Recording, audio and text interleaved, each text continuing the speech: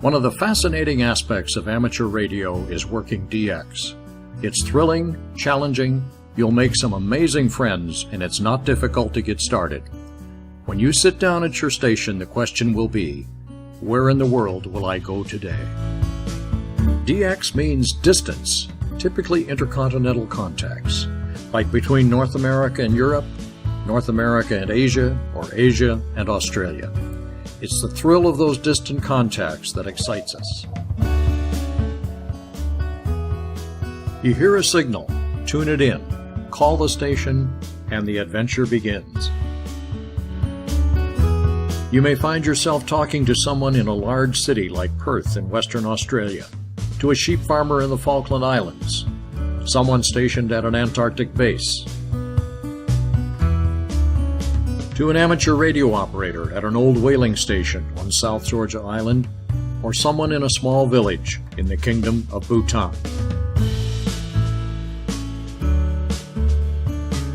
My friend Jorge in Colombia would enjoy a conversation with you. Learn about his country, its people, its history, its resources, and its cities.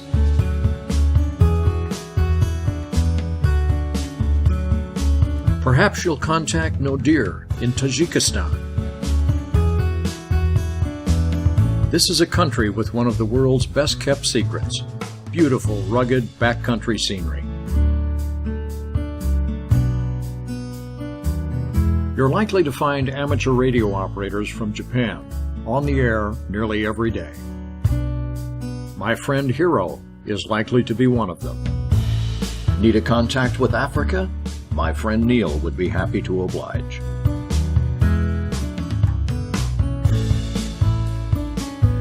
He'll have lots of adventure stories to share with you, both from inside and outside Africa. Perhaps your next contact will be with the land of the long white cloud, New Zealand. Lee, ZL2AL, would love to tell you about New Zealand. A land of lush mountainsides, high desert, unique geology, geothermal energy, a magnificent coastline, and beautiful alpine lakes. But wait a minute, you say. Wouldn't it be easier to make distant contacts with my cell phone or in a chat room? But why swim across the English Channel when you could take a boat? Why climb a mountain when you can take a helicopter to the top? Why go on a bike trail when you can drive by car? And there are other interesting challenges unique to amateur radio DXing. The activity of our sun and its sunspots influence radio communication. Some of these areas of intense magnetic activity are larger than our planet. Resultant radiation and particle streams from the sun interact with Earth's magnetic field, effect ionization in our atmosphere, and may enhance or degrade radio communication. Understanding the process will enhance your DXing skills.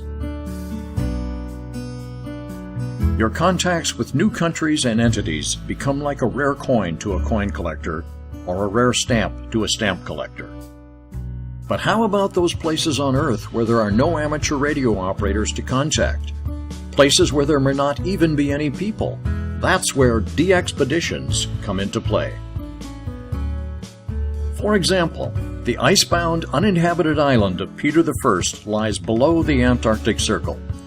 Putting it on the air requires a DXpedition team to go there. To access this island requires a helicopter to bring everything and everyone ashore. Shelters must be built and the camp established. All this needs to be done within weather windows. Then, guys like these bundle up and hand out worldwide contacts with Peter I. Signy Island in the South Orkneys is somewhat easier to access, but still in Antarctic Treaty territory. Once again, amateur radio operators worldwide follow the DXpedition's progress and vie for the coveted contacts. Would you like it hot? Try the steep, barren rock called Malpelo off the coast of Colombia. Getting on this rock is not easy. First you're hoisted, and then you climb. Finally, the team reaches its operating site and makes an amazing 195,000 contacts with other ham operators around the world.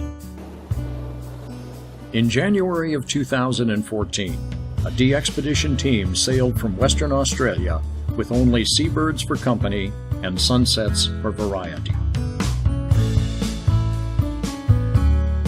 Their destination?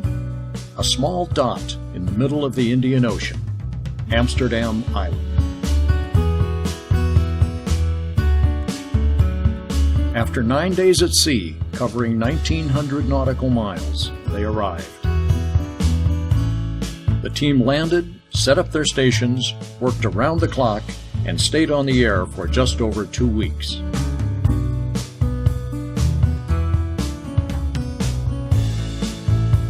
They made just over 170,000 contacts, giving many radio amateurs a new country contact. These are the 14 men who ventured to Amsterdam to hand out those contacts, and so enjoyed saying hello to old friends and making so many new friends through amateur radio and DXing. We all enjoy the chase and the challenge of DX, but what endures is the friendships we forge. Thanks to DXing and DXpeditions, we have lifelong friends all over the world. I ask you, how do you top that?